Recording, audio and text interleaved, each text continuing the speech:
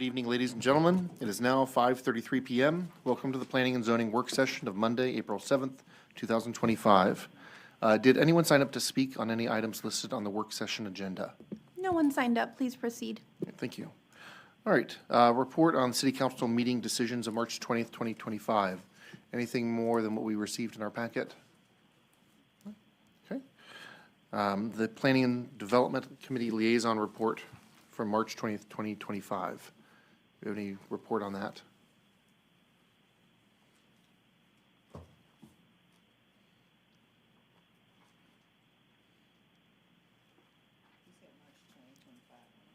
Yes, yeah, March 20th, 2025. Your microphone's off.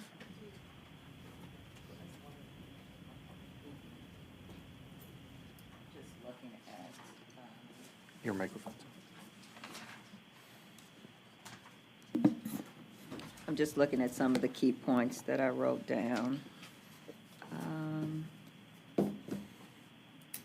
So there was a presentation on the downtown retail study that was presented. They reviewed the goals of the project, the approach, and the survey.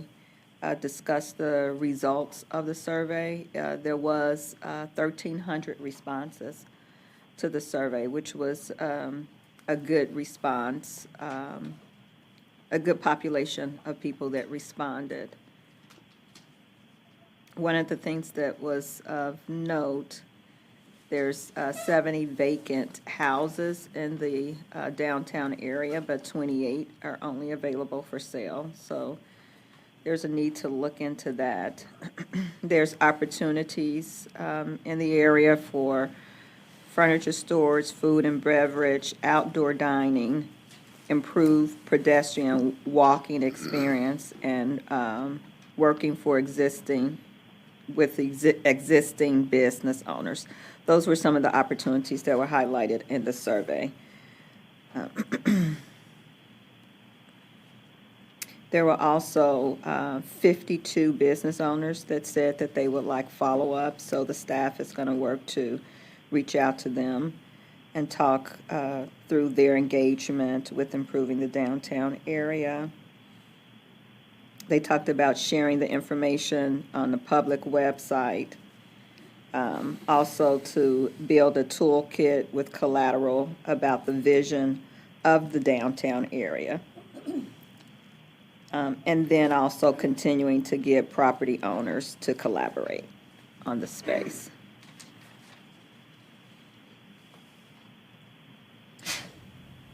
The other presentation was around short-term rentals. So they are continuing to work on that ordinance and doing some updates there. Some of the key things that I highlighted was stay must be at least one night. Prohibited for minors. The insurance, they would have to have insurance of at least 1 million liability. Advertisement is prohibited. Multifamily complexes must register. And they also discuss clear enforcement requirements. And to share registration with HOAs so that they're familiar. There's more work to be done, so that is not finalized. And those are the key highlights from that meeting. Okay, thank you. All right. Then we go on to review of the public hearing items. Good afternoon. So we have one plat for approval, and then 3 plats for disapproval. And the minutes for March 3rd and March 4th, sorry, we're still working on the minutes for March 17th. I hope you understand. So we'll have those for you next time. Any questions on those plats? Any questions? No. Okay. Then the first 2 items I'll take together. They're paired up. You've seen this property before. This will be now the 3rd time. It's Comprehensive Plan Amendment 2024-412-CP at 4105 Esther's Road from regional commercial to community village. The staff recommendation for the comprehensive plan amendment, as it was the previous 2 times, is for approval. We have 1 comment form in support and 2 in opposition. So again, the subject property is at the corner of Esther's and Walnut Hill and has 161, on the west side of the property. And again, it's currently shown as regional commercial, and they want to do mixed use, so that would be community village, which would be the closest thing that we have to that. So we believe it does meet the criteria for a change of the future land use map, so we do support the comprehensive plan amendment to community village based on the other surrounding residential uses. Excuse me, that being said, item number 8 is zoning case 2023-110-ZC. This also is for SP2 for mixed use and State Highway 161 overlay. Staff recommendations for denial. We have 1 comment form in support, 2 in opposition. 1 just came this afternoon, late this afternoon, and it ends up being about 14% in opposition. So, as you recall, there's where the other opposition is. It's the apartment complex that's to the south. So originally this was a 2-phase project where they had 575 units and they had about 15,000 square feet of commercial that was in the building, in the 2 primarily residential buildings itself, and that was the mixed use. That got postponed, and then they came back with, they were told council go with a smaller amount, and so they came back with the 405 unit single phase with the pitched roof and some mixed use in the building, but also a pad site. Went to council, we're told, no, we want more units. So they've come back, and now they are bringing back, again, 575 units in 2 phases. The difference is this time it's in, all of the commercial is in a standalone, basically 15,000 square foot strip shopping center at the corner. These would be 2 standalone, just pure multifamily buildings that are 5 feet tall on top of a 2-level, 2-story podium garage. So the height from the top of the garage to the top of the building is about 80 feet, 85 feet with the parapet, maybe 88 feet. But then if you add in the 27 feet for the parking garage, then it ends up being a full 7 stories, basically 115 feet to the top of the parapet. So I have a little matrix here for you. So this is the use mix. This was April of last year, January of this year, and then April, this current request right here. So we're back up to 575 units. We're back down to 15,000 square feet. It's actually less in terms of the percentage. Again, reminder, the State Highway 161 overlay requires there to be 10% of commercial uses in order to be considered a mixed use by definition. They actually have less because they have more square footage, same number of units, but more square footage of residential. So that's why the percentage kind of drops a little bit. But the raw numbers are the same as they were before. Again, 5-story on top of some 2-story garage. Most of these are the same. Again, just changing the maximum height, which I already talked about. The density, it's back up to about 61 units an acre, just a little shy of that. Building length is down from last time. It was 630 feet. Now it's down to 605. The percentage of commercial uses, again, is down to 2.24%. Because they've reduced all of the commercial down to 15,000 square feet, they actually reduced their parking requirement, and they are actually able to put more parking on the site. So now they actually comply with the parking. So they don't need the one thing they don't need now is a variance for any parking. They have approximately 1,016 spaces plus or minus would be required depending on the final users of those tent spaces. Approximately 1,132 spaces are provided on site, most of those in parking garage.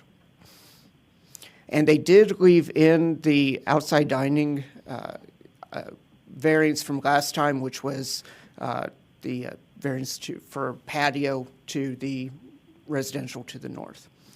So again, you're familiar with the site. You have the residential to the north.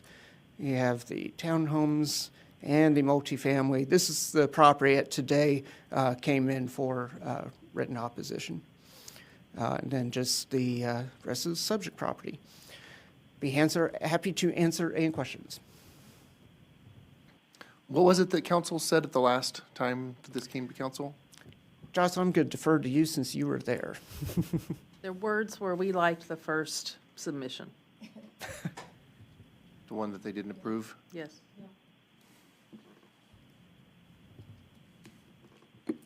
I'm still uncertain why we would build an apartment building on that lot when to the south is single-family homes. So and the fact that the council said they liked the first proposal and went back up to the 575 units, I'm guessing they're certainly comfortable with the multifamily units there. Yeah, there's multifamily, and there's single family in the area, but go to the aerial if you would, please, Ken. But there's also some multifamily there. So that's why we were supportive of the community village concept, which is a low-density multifamily. But that's why staff does recommend denial of this, because it is a higher intensity than what's in the area and what we think would be consistent with the area.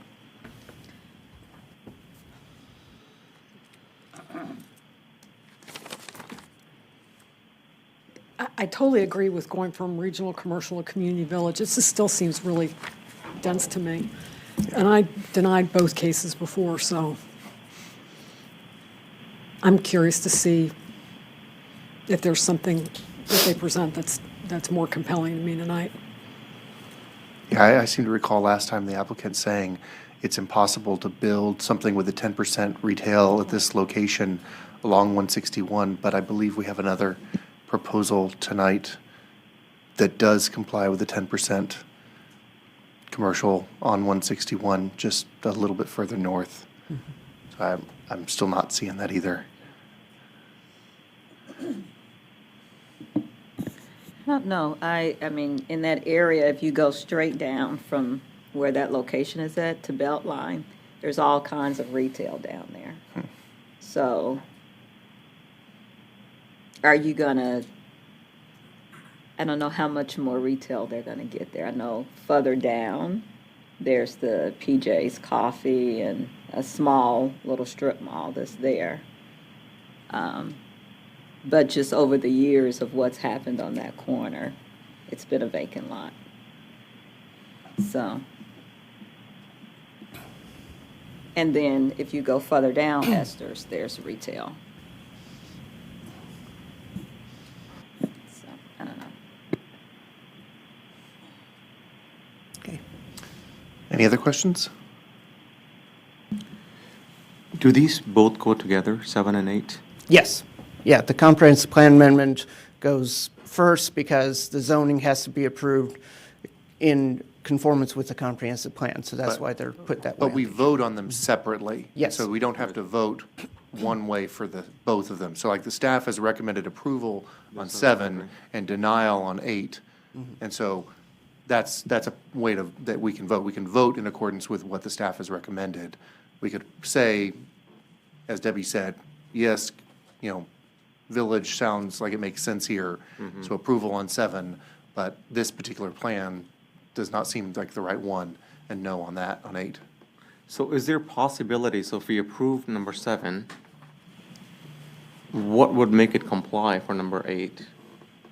To get it to that 10%? Because the developer is saying that there's no other way for us to do this. I mean, that's the developer's position, that's not necessarily staff's position. Okay. I guess is how I would answer that. I guess my concern is that if we approve number 7 for the land use, is there a possibility that we can still have low-intensity mixed use over there in that area. Yeah, the community village actually has a range of things that would be compatible with that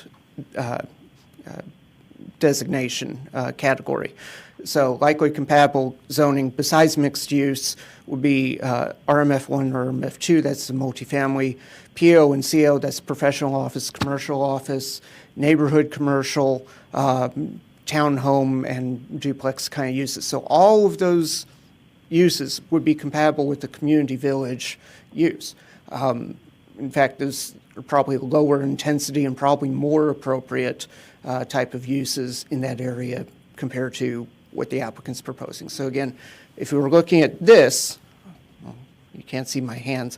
If you're looking at this right here, and looking at these, a lower density mixed use plus, or any of these zoning districts, those would all be perfectly compatible with what is being proposed, so. Okay, thanks. Wasn't there an issue the last time this was brought up regarding the commercial space being so much that you were requiring that 10%, that it was going to be difficult for leasing out and the amount of money they would have to get and the amount of money that it would be per square foot? They were worried about a heavy vacancy rate, if I wasn't. Yeah, that's what the if applicant I'm said. right. They were worried about having a heavy vacancy rate.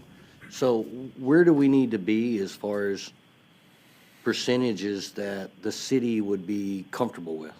The requirement is 10%. The other thing that they could have A lot done. of footage. 10%. Yeah. But the other thing that they could have done is submitted simply an application for a zoning change to,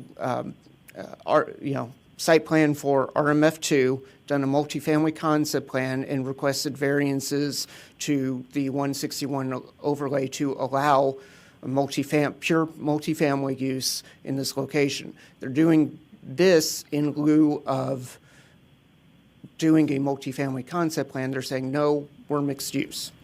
So, Yeah, I think that's part of my difficulty. It doesn't seem like this is actually mixed use. It seems like it's a multifamily and then a separate on the corner retail, commercial, but not, it seems like there really should be two separate parcels. Is this? Yeah, before that, I think at least one of the earlier plans, maybe both of them, they had it mixed in, but this one, it's completely separate, so I don't know why we would be considering these as one. Is there any reason they couldn't have separated it out? separate out. Like, separated out, sort of, I guess, replatted it, so that you have the multifamily parcel, which is the bulk of it, and then the commercial is a separate parcel. Because it seems to me these are really, those two things are two separate zoning cases, and the commercial would already be in compliance with the zoning for this area. So it's really, they could already build that. It's just the multifamily that they're really needing permission to build. That's really what's being changed here, is adding multifamily, if I'm understanding correctly. We've been discussing the options on this property for years, literally years. Since before Steve Reed left, we were discussing this property. And we were giving them the message that multifamily probably, because this message we were getting is multifamily, as a straight multifamily would not probably be accepted here. So that's why they saw that 161 allowed the mixed use. Providing the mixed use in the form that a community village mixed use should have was something that would be more acceptable than just a straight multifamily under the multifamily concept plan. But we emphasized for years that it required the 10% commercial, so that they're asking for less than that. So that is probably why they didn't ask from the beginning, because of the resistance to multifamily. Okay. Yeah, it strikes me as this is really a multifamily request. I mean, council that may be what council wants to do for this land, I don't know. But I don't see how it's really anything other than that. So they would have to come up with about 60,000 square feet of commercial? If they want to do it as multi-use, I mean, if. Multi-use. Yeah, unless they just did multifamily, which I think is really what they're doing. Well, yeah, I mean, that's a separate parcel, and it's already zoned to be able to have the commercial. So they don't need a change in zoning for that. They just need a change in zoning so they can have a multifamily complex. It would be more like 50,000, looking at the numbers here, but to your point.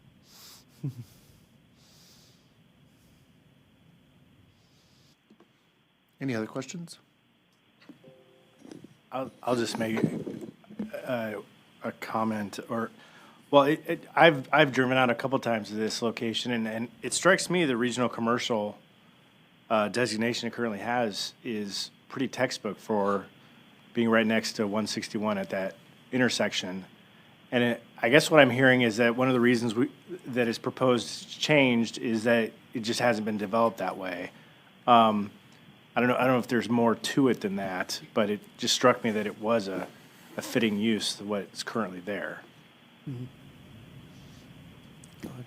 It has an SP for office today, and so it's a pretty specific SP, and apparently they've marketed it to a lot of office users and just weren't successful with that.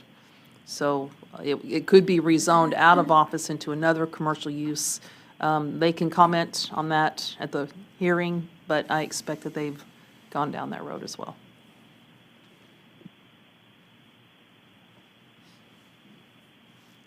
Other questions? Thank you. Okay. Okay, next item, and I'll take this one for you. Next item is a conditional use permit at 2799 North O'Connor Suite 124. We received some information late this afternoon regarding the parking counts on the existing site, and they did not match the parking and unit configuration of what we had previously been told. So we are recommending that this case be postponed to the, what's our May one? May 4th, thank you. To the May 4th, I'm lost without my calendar from me. Yeah, May 5th, okay, to the May 5th P&Z meeting in order so that we can work with the applicant and figure out what exactly it is that they're asking for in terms of a variance, so. So is it that there turns out to be less parking than they had originally told you? Yes, So they would need to get a variance as to the parking where we're not requesting one from the city already? Or weren't requesting an adequate one? they're not requesting an adequate, they're not requesting an adequate one. See, it broke the screen. Is that bad? They're not requesting an adequate one for the conditional use permit. So what we'll probably have to do, you can postpone it to a specific date. We will probably end up, once we figure out what they're asking for, we'll probably need to re-advertise or re-notify the case because it'll be more than what was previously requested. But we'll Okay. figure that out. We just got this information this afternoon, and it just didn't match with what we had been told before, so. Okay. So, I mean, if we had approved it tonight and, if it got approved, it would have ultimately not been useful to them anyway, because if the parking isn't really there, they wouldn't have gotten an adequate variance. So it wouldn't have made any sense to approve it at this point regardless. Well, and this goes to council, so you'd be Yeah, just we making a make a recommendation. and then, but if then council approved it as requested, then that wouldn't, Potentially wouldn't have been. they still wouldn't have been able to operate. accurate, yeah. Mhm. Okay. In this one, we have a lot of letters in opposition, I gather. Yeah, most of the letters are from the tenants of one of the lease space. It's a salon and has one of those salons where multiple people have a place in it, and they all basically wrote in opposition. There was also a little opposition,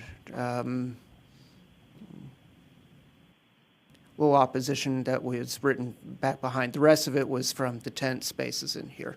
Okay. And those letters will be in our packet when we get up to Yes. it being renoticed and all? Yes, yeah, Okay, again, great. those all came after. Yeah, I just want to make sure those stay with all this. Absolutely, absolutely. We always carry everything over. Great. Terry? Yeah, Did we you're have on. any opposition from the church members? Not at this moment. Do we have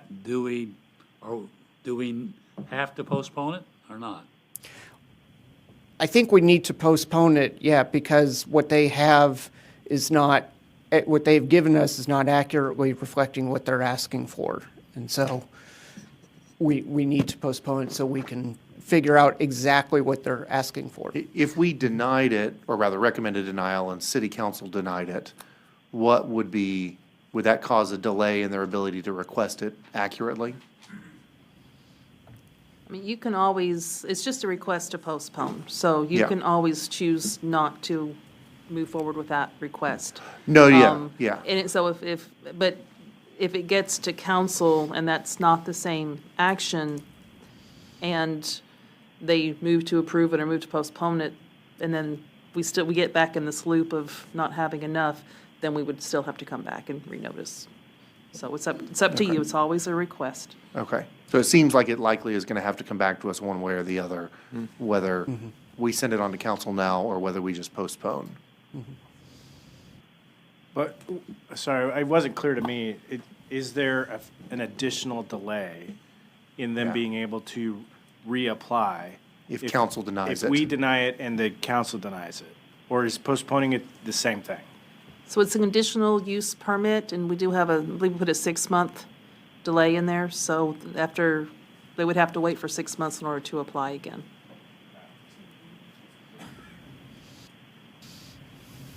Okay. Yeah, I'm just stuck on the first variance, right? Like if we take the parking part out and not consider that, and can we discuss it and consider it just based on one of the variants, which is 0 feet distance from the residential? Doesn't the second part become moot point at that point? Well, I can go through a presentation if you want me to.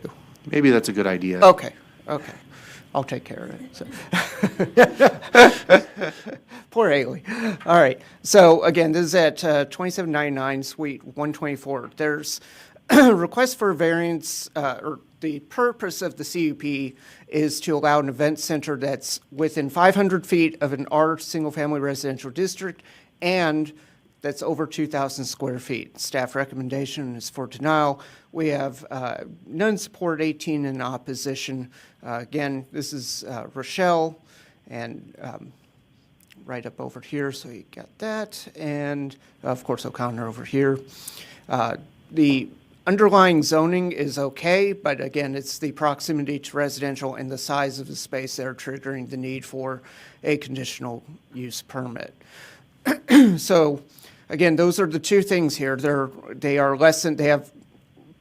right backed up to residential zoning. So that's a variance of basically 500 feet, 0 setback from single-family residential. And the size of the space is 3897 square feet, so that's, well, almost double the 2,000 square feet. That would be the maximum that's allowed without having to do a CUP. In addition, what they've been asking for is for a parking variance, and what they're requesting is, what they originally requested was required to have 39 parking spaces, for the 3897, basically it's 1 to 100 square feet. What they're asking for is basically a 49% variance, so to have 20 parking spaces. The reason we're asking to postpone is because we need to relook if these numbers are still correct, if they actually need a greater variance because there's less parking on the site than what they originally said. So that's where the delta is on this. There's approval criteria.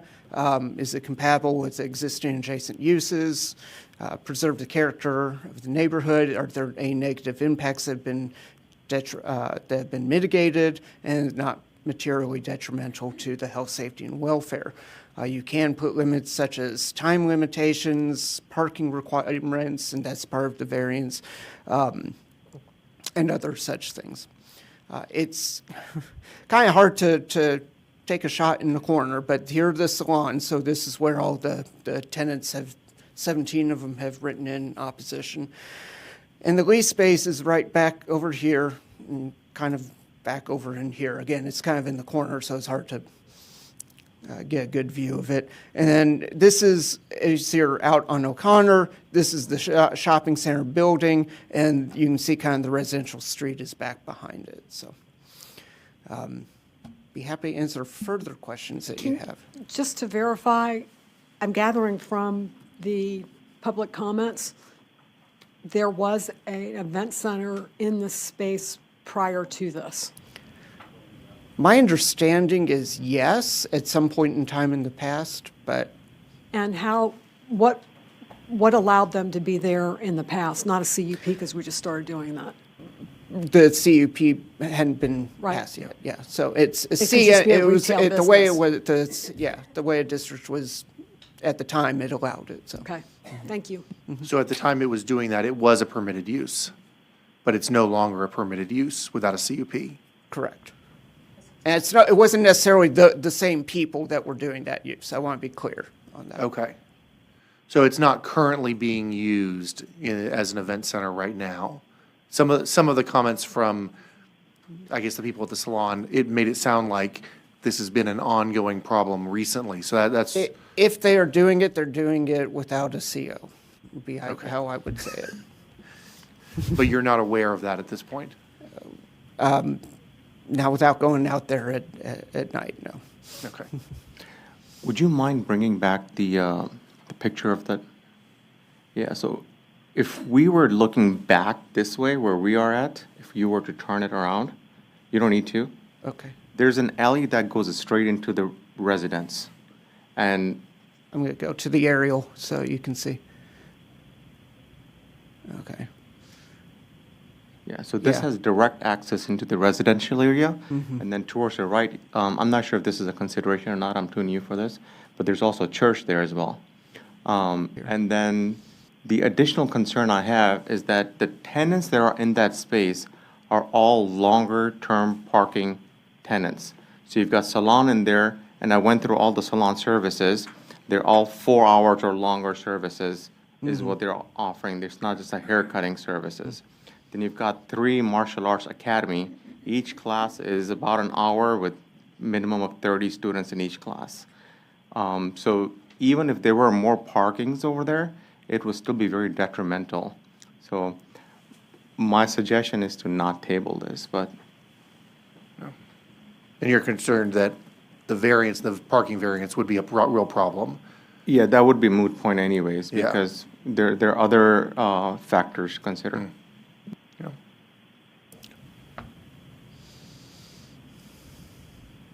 Any other questions? No? Great. Okay. Thank you. Haley, did I miss anything? No. Okay. Okay. And then next is would be item 10, but we're going to skip that one until later on at the end of our work session. So we'll move on to item 11. Okay. Item 11, zoning case 2025-39-ZC. This is on the south side of Avalon Drive. The property, actually, if you look it up, is addressed to Grimes Road, even though it has no frontage at all on Grimes Road. So that's why I put it as Avalon Drive. From R6 to SP2 for R6 with variances to lot size, lot area, and front and rear setbacks. We do find that there is a physical hardship that exists in this situation. So here's the aerial. If you look at the old plat maps, this is currently a remnant of Lot 5. There's another remnant of Lot 5 that's one of these two lots up here. I think it's this one.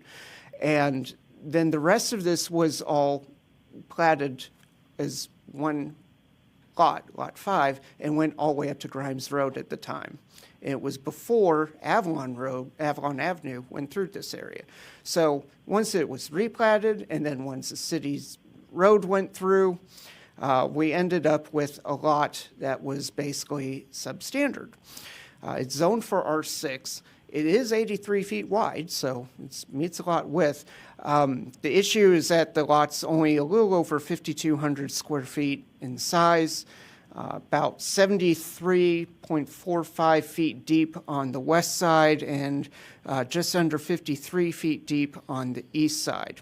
So I have this, the site plan, basically what they're asking for is, first of all, variance to the lot area and lot depth, because their lot is what it is what it is. They can't make it bigger.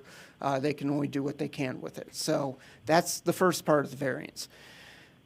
If they were to get just the variance to allow them to build R6 without any variances to the setbacks, their buildable area would be this dark color right in here. Would be about 1,070 square feet, including the garage area, and a 20 by 20 garage would not even fit within that area. So we have worked with them back and forth, and basically what settled on is they're requesting to keep the 25-foot garage door setback, which is standard, so no variance there. And then so this would be the garage over here on the west side, and then it would go up to 20 foot, and then go, rather than following this curved property line, it would go straight across. So go from 20 feet down to approximately 11 feet over here. So that would be the setback variance on the front, anywhere from 20 to 11, just kind of going in a straight line. And the rear, which was originally 5 feet, and I should note 5 feet is what was sent out with the public notices, because they hadn't changed this yet. We've talked to them, they're now doing a 10-foot rear yard setback. So the notices went out, and the people at Roden with opposition were, given the notice that it was a 5-foot rear setback. It's now a 10-foot setback. It's a variance from the 20-foot that would otherwise be required. Again, this is if you dropped this site plan onto the aerial, so you still have your 5-foot side and rear setbacks here.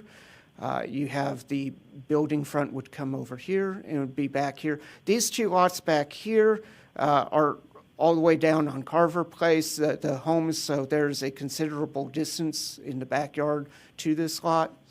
I think one of the people at Rowan may have been thinking that the attempt was to move their property line. It's not, but this is the subject property. So their property line is basically, the rear property line is basically where this kind of trough is right here, because it's pretty much even with the garage door if you kind of take this visually straight across. So that is what they are asking for.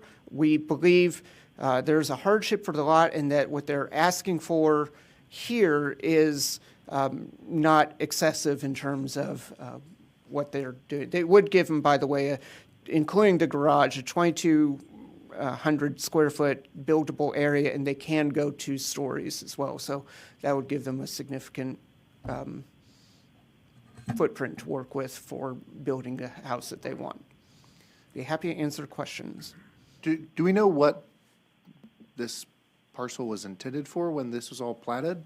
This is a remnant of an it's zoned R6. It was a remnant that for whatever reason, when everything else was replatted, this should have been platted with it back at the time, never was. I wasn't here in 2000, so I don't know exactly how that happened, but this is basically a remnant lot. That's why you have what you have, and the road went through, and then the road went through, which kind of chopped it a little bit more, and so this is just kind of what's left. So what was it? It was originally connected to the parcels above or to the north of Avalon? Yeah, it was originally connected to some of it. It goes kind of from here. The old plat kind of this lot kind of went like this and then up over here. That's why it has an address to Grimes Road, because the lot actually primarily or did front Grimes Road. This Avalon Avenue didn't exist yet, so it got subdivided and cut over the years, and this kind of got left behind. I just have a question. So this does look like an unfortunate remnant lot, and probably development would be good for the neighborhood. I was concerned about that dip in the back. So is drainage part of what the departments look at in terms of whether or not that's going to be adequate, or does that come when they want to actually build? When they build, they'll have to plat this because, again, it's a remnant lot. So before they can build anything, they're going to have to plat. And when they plat, that's when engineering will look at all the drainage and decide, if they need any special retaining walls or buffers or retention or anything like that. That's an engineering question.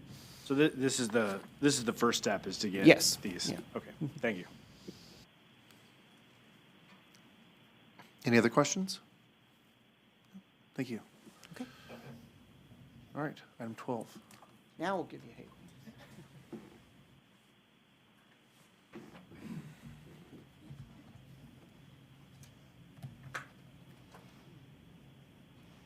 Alrighty, good evening. I'll be representing the case 2025-44ZC. It's located at 2546 East Grawweiler Drive. Currently, it is community commercial. They're wanting to change the zoning straight to light industrial 20. After staff review, we find a recommendation of approval. In terms of public comment, there have been none in support or in opposition. This is the subject property. So it's vacant land to the east, and then kind of outdoor storage, more commercial, industrial uses surrounding. This is the future land use categorization, sorry. This is industrial. And then the zoning. This is the notification map to the property owners that were notified. And this is the subject property. And this is inside the subject property. And then west, the subject property, east of the subject property. And so they don't need a site plan because they're not asking for any variances. If they go to the ML20, they will allow the use to continue. Basically what happened January 31st is when code enforcement became aware of the situation that was happening there. So what they're trying to do is continue their business, keep the use of the outside, the parking of commercial trucks, and what the house looks like, it would be the office. So there's no residents on site. They're just converting the house into office. Is there any kind of comments or questions? I noticed in the memo, it said that there were some additional issues that they needed to address. The fire department made a comment and CIP. So I guess I'm wondering if we grant this relief, are those items they're still going to have to take care of? Yeah, the comments they made would be addressed at building permit and CO. So they would not be able to operate until those things are addressed.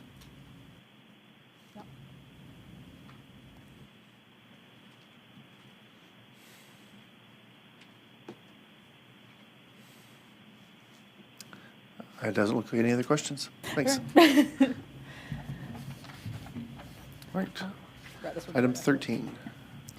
Alrighty. All right, so this is I'll be doing this case as well, 2025-61ZC. This is located at 1405 North Union Bower Road. The current zoning is community commercial, and they're going to do a detailed site plan to community commercial to add pet crematorium as an allowable use. After review, staff recommends approval, and in terms of public comment, there have been none in support or in opposition. This is the subject property, so surrounded by a lot of industrial commercial uses. Future land use is industrial, surrounding zoning. And then this is the site plan. So they're not asking for any variances. Since this is an environmentally sensitive land use, it has to be approved through site plan, which of course goes in front of y'all and then city council. So yeah, in terms of parking's adequate, setbacks are required. They're not adding any additional structures to the site. This is the notification map. And this is the subject property. And then they have the north side, and then the south side, and where this is taken from is where an alley is. And then I'm open to taking any comments or questions. Can you help me orient a little bit? Where's the entrance from the road, and then do they have a loading, unloading area? So this is their only entrance and exit. So kind of right here. And so, I mean, the applicants are here so they can kind of expand more at the hearing.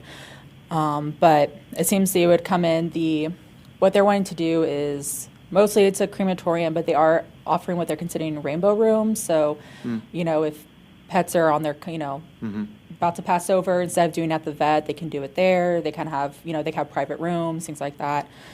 They can also, I believe they said that within 72 hours, the remains will be back. So there's not going to be an extended use or storage of these.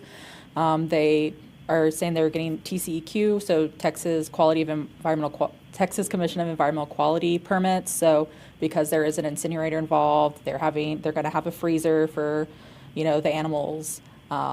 So as of what they provided, it seems like they'll be meeting all the state and federal requirements. Thank you. Is this a use that anyone's encountered before? I mean, has this been considered? That's also, so in terms of in the UDC, there's no use. It doesn't say anywhere in our land use table crematorium. That's also another reason why we wanted to do a site plan zoning, is because you couldn't go to any zoning district right now and that would be an allowable use or even listed. So that's kind of one reason for the site plan, as well as the environmentally sensitive land use because of the incinerating part of it. Yeah. So, I mean, Jocelyn and Ken might have more experience in terms of where they come from, but yeah, so. I just have it is rather unique, and I just have a concern just because of the novelty of the use. I mean, it's somewhere like, a landfill type of arrangement, but it's also more like a funeral type of arrangement. So it's just Yeah, it seems like the people who'd be bringing their pets to this, or if the vet delivers it, it's mostly because the owners want the ashes back. They want some kind of memento to be taken. Again, you could ask them and see if they're going to be working with vets just for disposal, but it seemed like from what I understood from them, it seems to these are the owners who are really passionate and, want their lasting moments of the pet and stuff to be something special, so. Right. Any other questions? Thank you.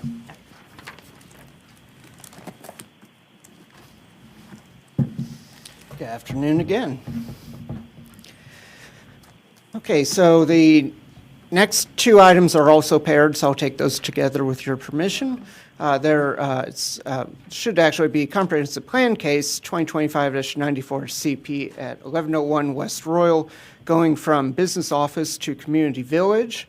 Staff's recommendations for approval, and we do not have any opposition, or, correct, no opposition yet. So this is the property that's at George Bush Royal Lane.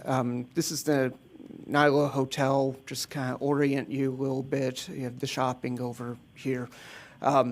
And the applicant is wanting to do a mixed-use product here. So again, the current comp plan of business office would not work for what they want to do. So community village is what they are requesting. Again, it's currently business office, wanting to do community village for the mixed use. We believe it meets all these criteria, which you've seen already with the earlier case. We believe that it does meet this criteria. So we are recommending approval of the comprehensive plan amendment. And then zoning case 2025-62-ZC, again 1101 Royal. It's SB2 for mixed use in the 161 overlay.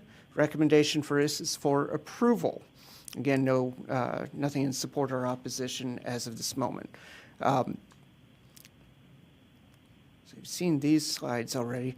So what they are proposing is basically a one-phase development that would have basically half multifamily and then half of the property would be basically multifamily, and the other half of the property would be for commercial uses. The multifamily portion would have some commercial in with it as well. I will note that they are not asking for any variances at this time to any of the parking requirements or the 161 overlay. They will have approximately a little over 11% will be for commercial uses. The requirement is 10% in the 161 overlay. And that's just kind of highlighting what they have there. So they are proposing basically on the multifamily side And this is their illustrative drawing, so this layout is subject to change. I want to caution that, but it's just easier to talk from a picture sometimes. So they want to have about 390 a maximum of 390 units of multifamily, and they want to have commercial space would be about 54,160 square feet. The restaurant would be 24,000 square feet, 12,000 square foot indoor, and a 12,000 square foot patio. It would be kind of on this side of the property, and then there'd be kind of the central area, which would have some good pedestrian connections to the additional retail, which would be about 4,140 square feet right here. And then this fitness area would be about 4,200 square feet and change. And the fitness area would actually be open to the general public. So, if I was living at one of these other apartments down the road, I could, in theory, get a membership here. There's also the number of live-work units, which will be designed with commercial standards, and they're the typical kind of live-work product. That's approximately 21,777 square feet. So if you add up the live-work units, the retail, the fitness, and the restaurant space, that's where you get a little over 11%. So the subject property is vacant right now. And you have the parking garage for the office building to the south. And again, you just have the highway over here, which I think you can see up from a distance. They will have, because of this right here, they have no frontage that will access 161. So all of their access will be off of Royal. So again, staff's recommendation for this is for approval, and I'd be happy to answer questions. Any questions? I do have one question. Okay, yeah. I know you said it was illustrative, but it described, I think it was about 5% of the retail was this live-work designation? Yes. And so could you explain what that means? Yeah, live work is basically where you have, you might have a small shop owner or somebody, say they have a hair salon or something like that. They want it rather than going someplace else. This is where they have living space, but then they also have a front facing open to the public portion of their space as well. So that would be is kind of their shop or studio space or something like that would be open to the public, hence the live work space. Oh, so there's a residential component? Yes. Oh, Yeah. okay. Yeah. Didn't realize that. Thanks.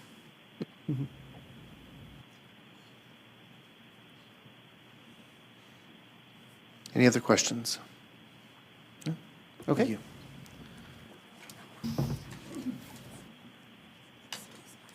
Okay, I wondered.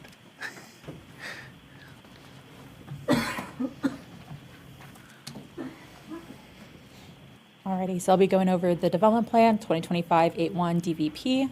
This is located at 9400 North MacArthur. Currently, the zoning is Pud Valley Ranch for community neighborhood commercial. They're trying to reallocate 0.07 acres from neighborhood commercial to RAB uses in the Pud. This also has a zoning case accompanying with it. It'll be following after this. After review, staff recommends approval in terms of public comment. There have been none in support and one in opposition. So this is the subject property. And the future land use is local commercial zoning, which I'll go over in the following case. These were the property owners that were notified. And this is where the opposition came from in the red. And then this is a picture of the subject property. I believe the unit will be kind of towards the end of this building. And this is the site plan. And if you want, again, any comments or questions? If not, I have the zoning case for this same property right after this. Why don't you go ahead with that part, and then if we have any questions, we'll ask them. Alrighty. So the zoning case accompanying it is that 2025-67 ZC. So it'd be for suites 150. Currently the same zoning. The Hood Valley Ranch for the neighborhood commercial. They're going to switch it to SP1 RAB. Approval's the same. In terms of, for the zoning case, there was none in support or opposition in terms of public comment. So this is where on property the suite is located. So the southern, there's two buildings, so the southern building, that's where the suite is. And then surrounding zoning. There is a, I'm sorry, go back. There is an SP1 RAB already existing up here. This one, where it says the ZC08, this initially was a RAB, but then it recently, well, not recently, but it got changed back to CN.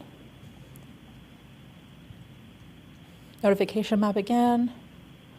And then this is their site plan. They're not asking for any variances, just to allocate or to be able to use the on-premise consumption for the restaurant. It is I believe it's it's called India X, so an Indian restaurant. I'm trying to think if there's anything else. Yeah, they're not asking any variances or anything like that. So I'm open to any comments or questions. Any questions? No? Doesn't look like it. Thank you. All right.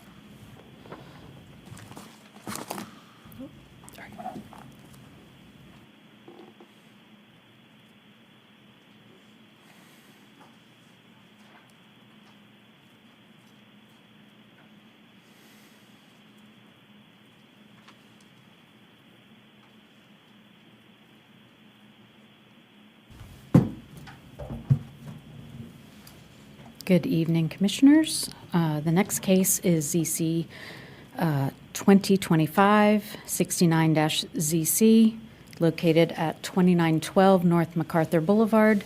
They are requesting to rezone from professional office to an SP1 for CN, or detailed site plan for neighborhood commercial. The staff recommendation is for denial. We received one public comment response in support and none in opposition. This is the aerial of the subject property. This is the future land use map. The future land use designation is for local commercial. This is the surrounding zoning map, the property owner notification map, and an as-built, or actually their site plan survey showing what the proposed use is. Since it is less than 2 acres, it's required to have a detailed site plan as opposed to a generalized site plan, so that does require the detail of showing the building footprint and the parking spaces. While there is no parking variance being requested with this particular case, it is requested with the companion case that will be reviewed immediately after this for a conditional use permit for an event center. It's pretty much impossible to not talk about the next case Yeah, during please this just case. include that, yeah. So the applicant is requesting 2 separate lease spaces to be used for an event center or rental hall. One is in this portion of the building up here, and the second is down here. The event center use is not permitted in the current PO zoning district. So in order to even have the ability to ask for that conditional use permit, they need to request one of the categories that event centers are permitted in. The least intense category is the CN district, or neighborhood commercial. And while it is the least intense, and the applicant has specifically requested the SP1 to prohibit gasoline service stations as a permitted use. There are other uses in the CN district that could be a little bit more traffic intense, or hour intense as the hours that they operate. Some of those district or uses in the district that are allowed are cafes or restaurants, day nurseries or kindergartens, food and dairy markets within enclosed buildings, nurseries or greenhouses in enclosed buildings, retail stores, vet clinics, barber, beauty shop, or cosmetologist. So you get the idea. It could be changing it to this category could allow some uses that are a little bit more intense as far as needing additional parking and also some foot traffic. The parking for this particular site is already at capacity, so we'll discuss the parking variance with the next case. These are just some of the photos of the site. This is looking at the building. You can see it's single story.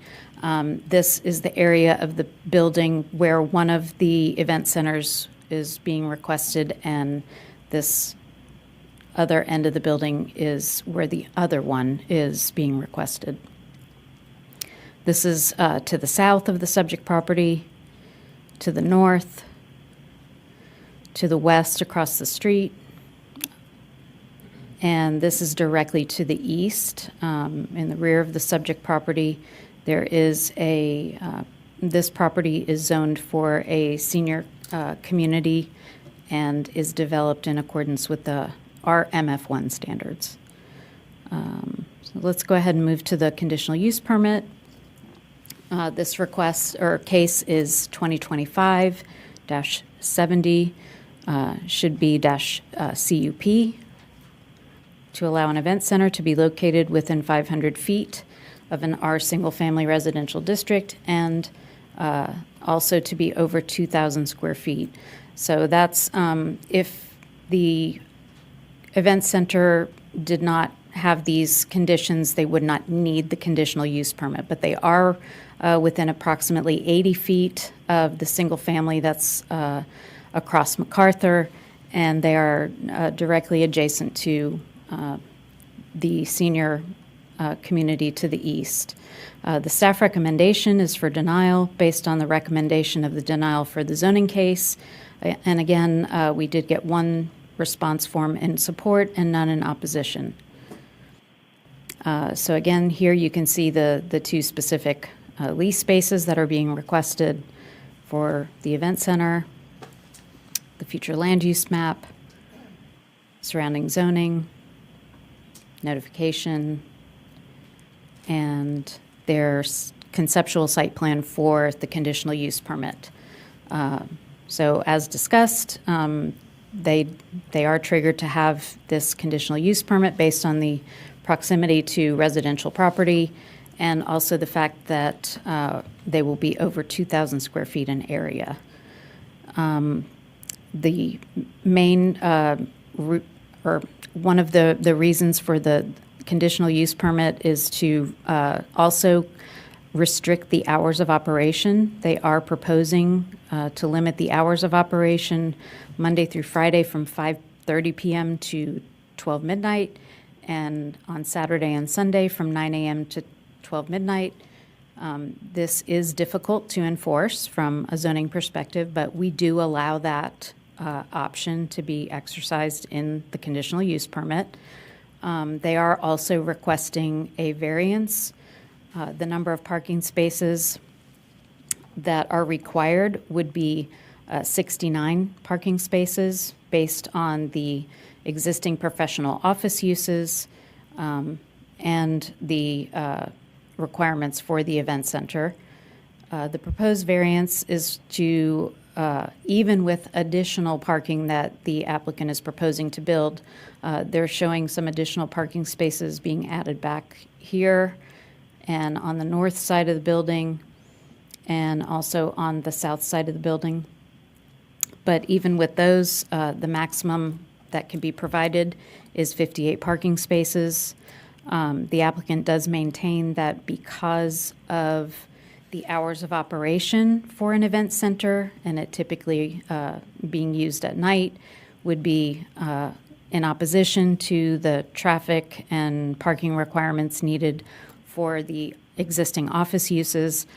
However, staff does have concerns that changing that zoning to neighborhood commercial would in the future, if any of those office and medical uses were to vacate the premises, they could be replaced with CN uses.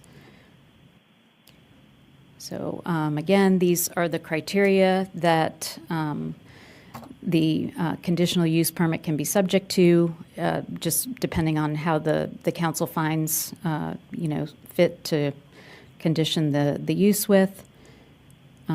These are the CUP limitation options. Time limits, limitation of building size and height, that doesn't really apply because the structure's already there. Enhanced loading and parking, they're actually asking for the variance. And the other ones don't really apply in this particular instance. Again, the photos of the property, and I'm happy to take any questions you might have. The parking that's in the back, is that part of the building? By the blue buildings? where you said Over it was- here? Yeah, Go back to the Oh, photos. did, that's it right there. No, yes. The fence is the division between the property in question is this building, Oh, okay, got and it. those parking spaces are proposed to be back here along this side of the building. So they want to add further parkings in the back of the building? Yes, Okay. Back where the dumpster is? I believe so, along that area of the building, so, And the variance would be after having those parkings? We would still be at 54% or variance? yes, they are still short, even Got with it. the additional parking spaces. Thank you.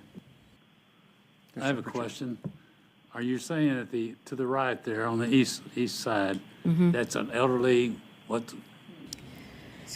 It senior. is, it's got a site plan for a senior living community, and with the specifications that they were to develop according to the RMF1, which are one of our multifamily zoning district standards. well, a couple of times I've driven past there, I saw very few seniors, but I saw a lot of kids out there playing.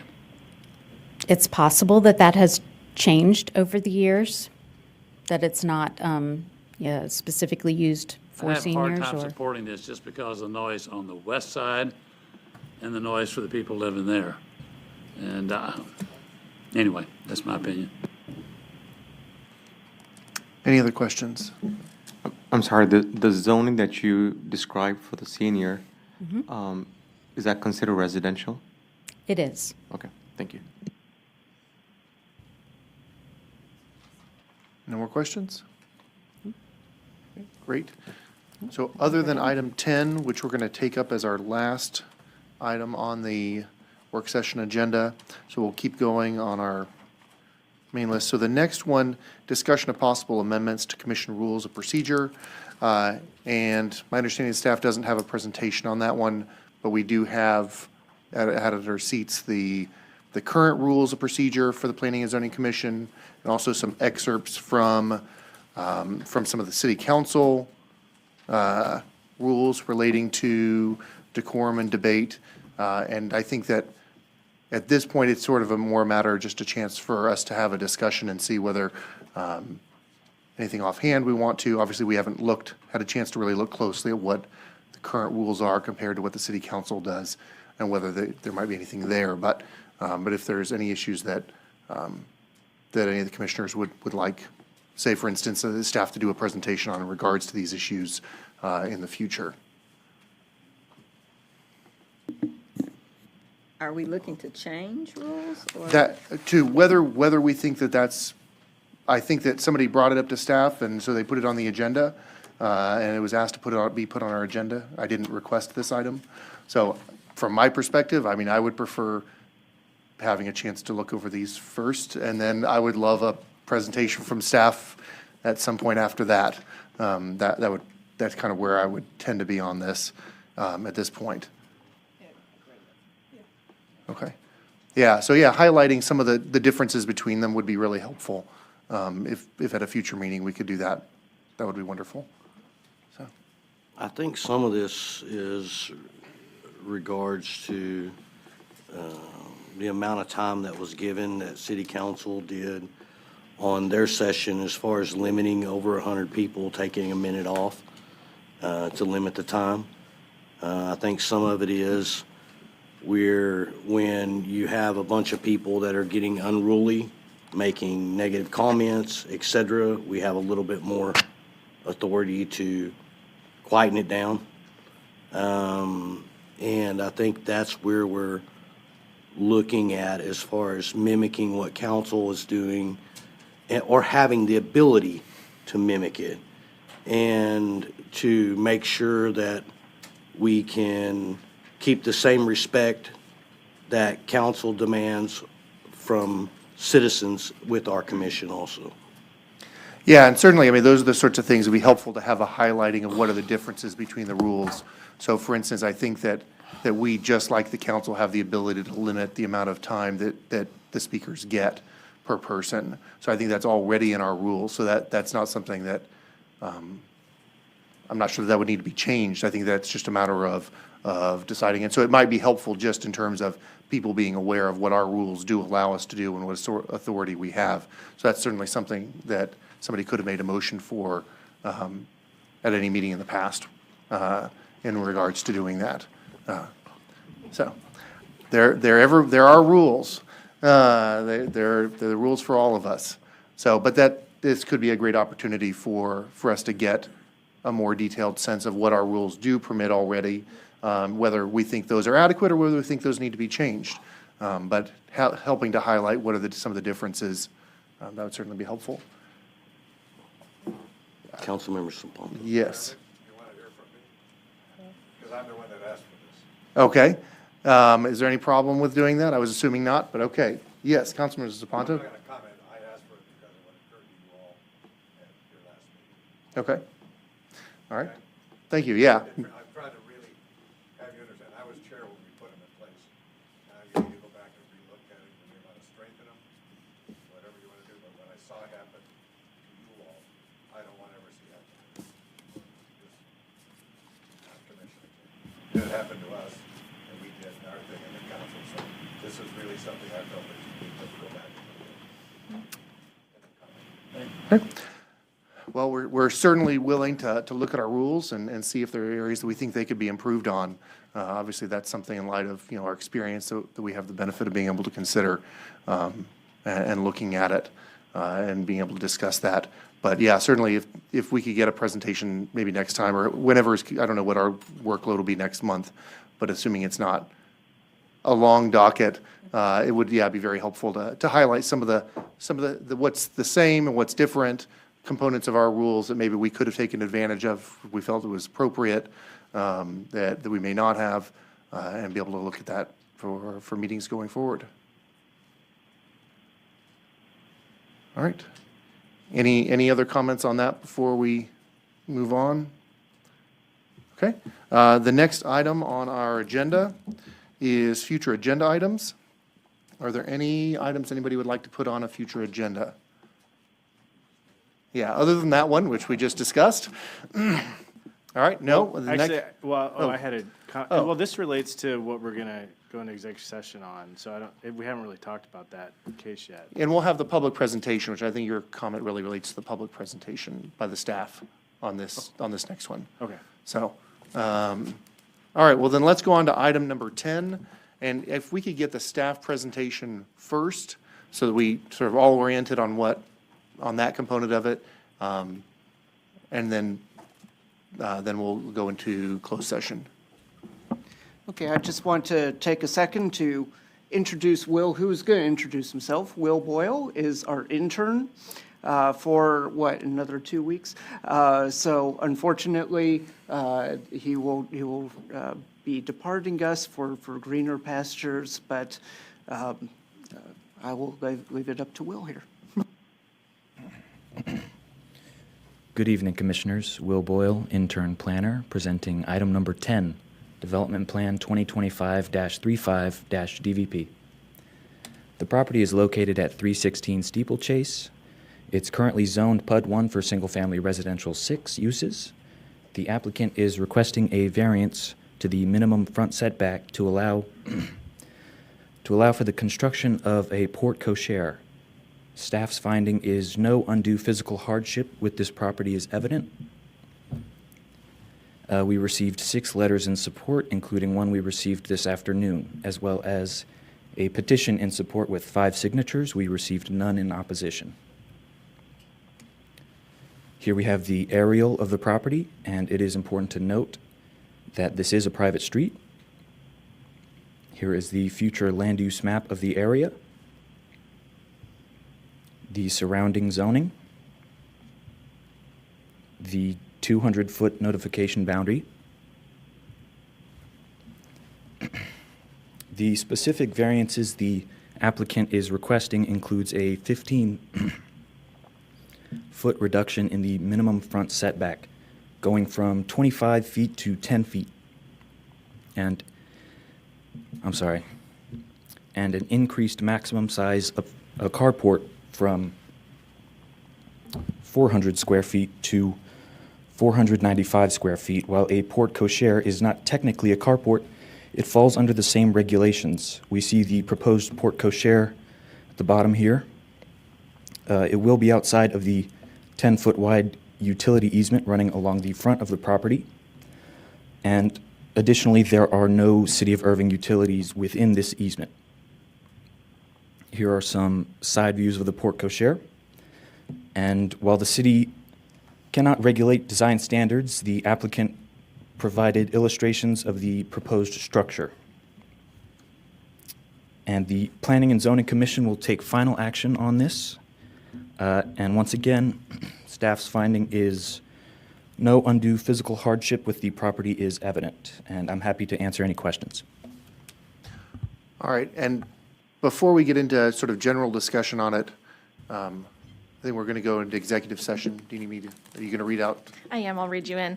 The time is now 6:49 on April 7th, 2025. Irving Planning and Zoning Commission will be entering into a closed executive session pursuant to Texas Government Code, Chapter 551, Section 551071, which allows the commission to meet in closed session to consult with its attorney.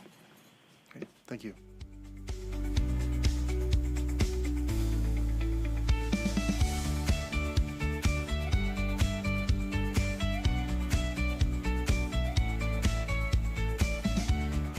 First, I was just in shock.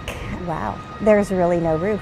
Massive tornado damage at the Irving Police Department's Family Advocacy Center prompts shock and big questions. I think right now there's more questions than answers. So if you look up now, you'll start seeing hints of blue. This is where the roof was actually lifted and removed and set down across the canal. With no roof, rainwater spread throughout the building. It was a very bad situation. It was raining in here, essentially. Residue on the wall shows that it reached several inches in some places.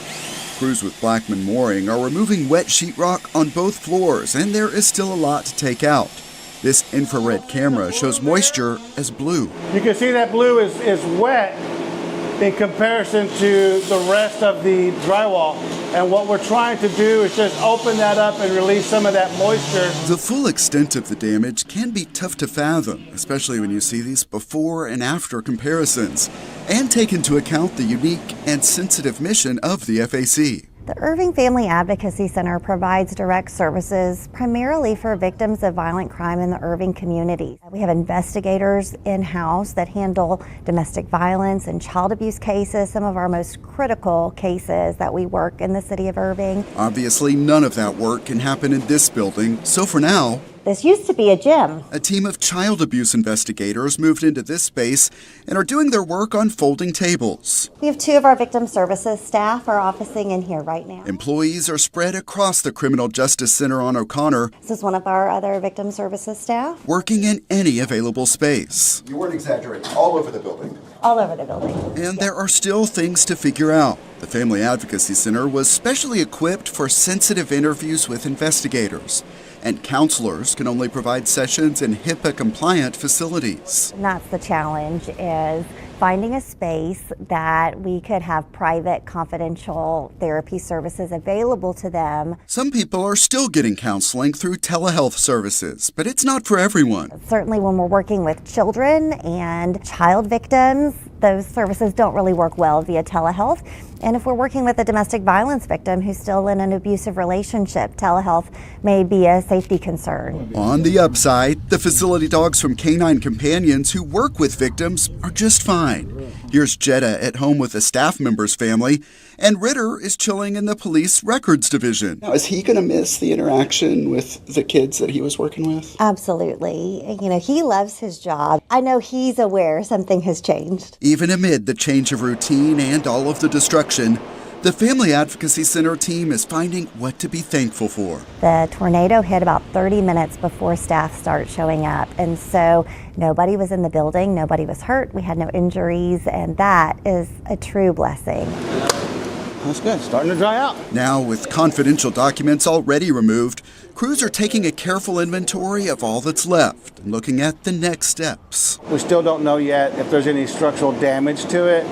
Once we complete all our demo, we have our engineer come back through and reassess. No one can say for sure exactly how long the building will be closed, but it will be months. And this room actually shifted. There is a lot of work ahead for these Blackman mooring crews and for the staff at the Irving Family Advocacy Center, all committed to staying on mission. We're going to figure out every way we can to serve clients, supporting one another in the process. Thomas Gandy for City Source. Experience Irving like you've never seen it before. Tour the city's rec centers, find your new favorite park to enjoy, and check out facilities to rent for your next gathering. The City of Irving's new website will include multimedia features like virtual tours that showcase the best the city has to offer. Stay tuned for more details as the city enhances communications one puzzle piece at a time.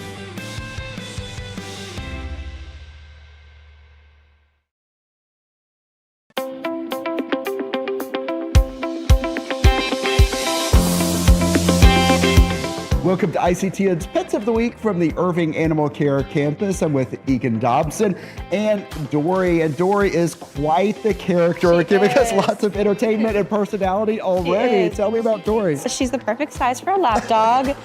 Dory is about a little over a year old. We have her as an Australian cattle dog healer mix. She has the most gorgeous blue eyes. She really does. Dory is extremely dog friendly, very dog social. She does great with everybody we've paired her with. She has been with us for some time now, so her adoption fee is reduced to only $25. And that's good. And there's also a special coming up, basketball theme. We'll put the dates on the screen. And here comes Dory, who's just ready to get some attention and love.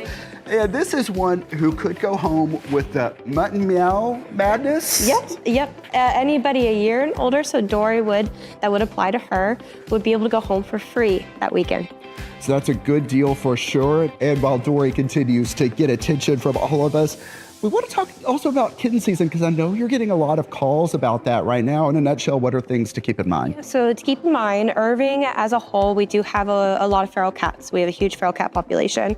So if you do find a litter of kittens or a stray kitten, just remember mom is probably right around the corner, either getting ready to move all those kittens in her nest or getting food, anything that she needs for her little babies. So give mom a chance to come back to her kiddos and care for them, because she is just hiding from people.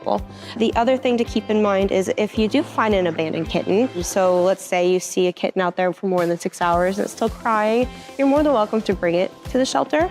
We are always looking for fosters to help us with the kitten season and to take home a kitten, but anytime the shelter's open, you can bring a kitten to us. Way to keep focused talking about cats while Dory is just filling the frame with all of her love. Not facing the camera, but we can see these beautiful eyes for sure. Egan, thanks so much for filling us in today. And the Animal Care Campus is located at 4140 Valley View Lane. You can check out the websites you see on the screen for the latest operating hours and to see more adoptable animals.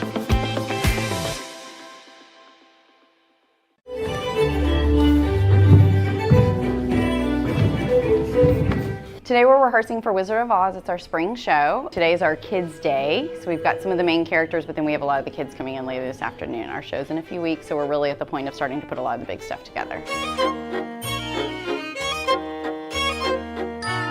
It's really a story about following your dreams and finding the friends along the way and leaning on each other to be there and kind of being able to accomplish what you need because you have people to help you. And that's a big part of what we do as a company as well, so it really fits us. It's a fun event. It's very family friendly, of course, because we have kids in the show, so you can bring the whole family, all ages. We do classic ballet, but we do it with a very good twist of humor. I think think we're very good at storytelling. That's a point that I try to make, is being very detailed about the storytelling and adding in some comedy and like really good acting, so that we really do try to tell the story through dance and music and costumes and props instead of words. And I think that therefore the way we do ballet, it's really entertaining to the masses and not necessarily just people that are ballet patrons.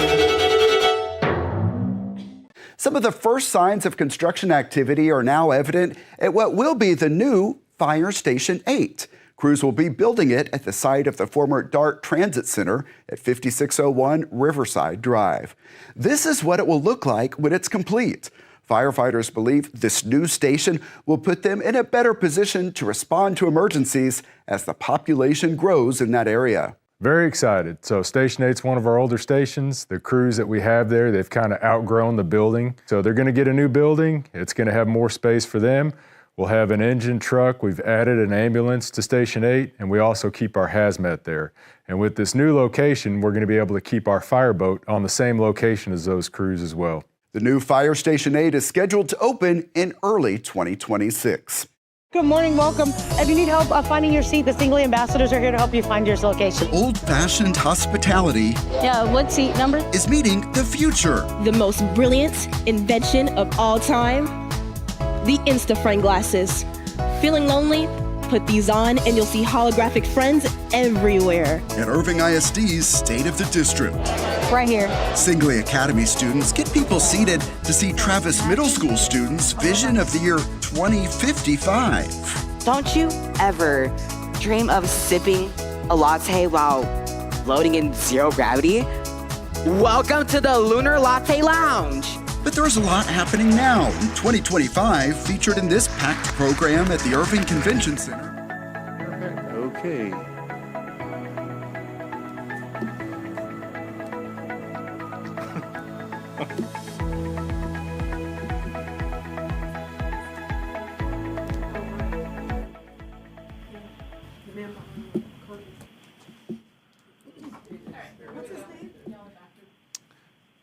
All right.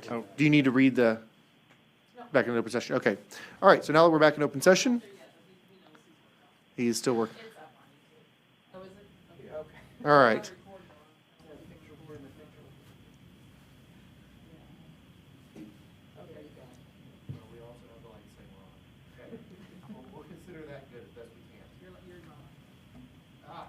A second ago. Now I'm back on. All right. Any questions? So Commissioner Denny, I know you have a question on this one. A couple questions. Do we know if this gentleman has gotten approval from his HOA or private association? So Las Colinas Association, I believe they have, but the applicant will be here to clarify that, Okay, great. And then He did say, he told me yesterday he did have their HOA approval on LCA. Super. This is more of a general comment. I've made this kind of comment before, so it should not surprise you. I would love to have, and I don't know if this is a future agenda item or if you can comment further.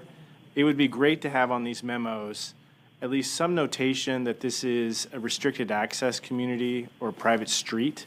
Sometimes it is difficult to visit these properties. Now, I went out and saw this property and had no problem getting on site. But if we could have a notation somewhere prominent that it's a restricted access, that would be helpful. And I think one step further, but I don't know if I'm pushing it, would be if there would be somewhere in the process the option for the applicant to be able to have some, if it is going to be a problem to provide access, to have some window of time we could see it, or to know that we're on a list that we'd have access. But I would say at a minimum, if it could be noted that it's restricted access, I think that would be better than what I've seen. We do say it's a private street, and anything that's a private street is almost always restricted access. And I did let the applicant know that some of y'all might be wanting to drop by, and so I believe he did put, I gave him the list of y'all's names so that he would be on the list, or y'all would be on the list. So I may have missed it. Where is it noted that it's a private street, you said?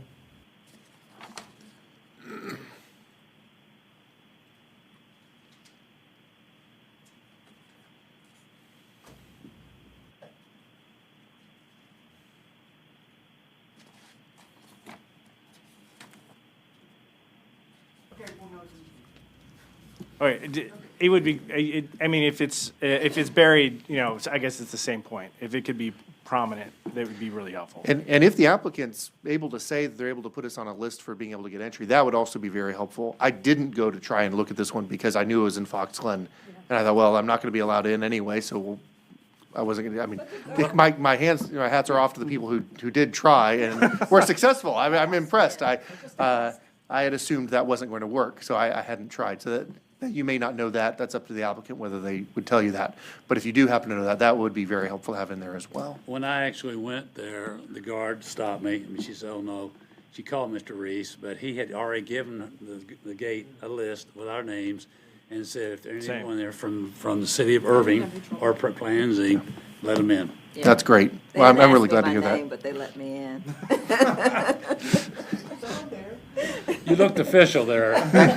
I gave him the full list of names. Well, that's great to hear, so thank you for Yeah. doing that. Yeah, thank you for bringing that up with the applicant. That is very It, helpful. it is ultimately, yeah, it's hard to know sometimes and hard to know, even if they give the names, if that particular guard is going to know to look at the special list that's posted on the side or something. So, you know, Yeah. we can't necessarily cover every contingency, but we're trying, so. No, and we appreciate that. All right, Mr. Pritchard, did you have anything? Okay, any other questions on this one? All right, looks I like have, no. sorry, I'm so Oh, sorry. sorry. I have one concern. So let's say we approve this based on the situation. Does that open the doors for everybody else to have this ability? Well, they're saying it's not documented, so I'm not sure if it's permitted or not. But can others do the same thing and now we have port in the whole city, in the whole street? Zoning is considered, since this is considered to be a zoning case, zoning is considered on a case-by-case basis, so each site is unique and different, and so there is no, what's the word I'm looking for? Precedent, thank you. To answer another way, anyone is free to come in and request it. Certainly that could mean entire blocks or spotty or however, it's that same process, kind of regardless. Yeah, I guess I didn't explain my question properly. Like, if they use this as a reason to justify, and if we approve it based on this reason of disability, would we be bound to, or would we be exposed to having it approved? If you need further legal advice, I'm happy to read us back into closed session, but that's not something that we really would discuss at this moment. And if you need that, just let me know. Okay, I understand. All right, any other questions? Okay, looks like no. In that case, the work session is adjourned at 7:06 PM. We will start back up in the other room in about 10 minutes.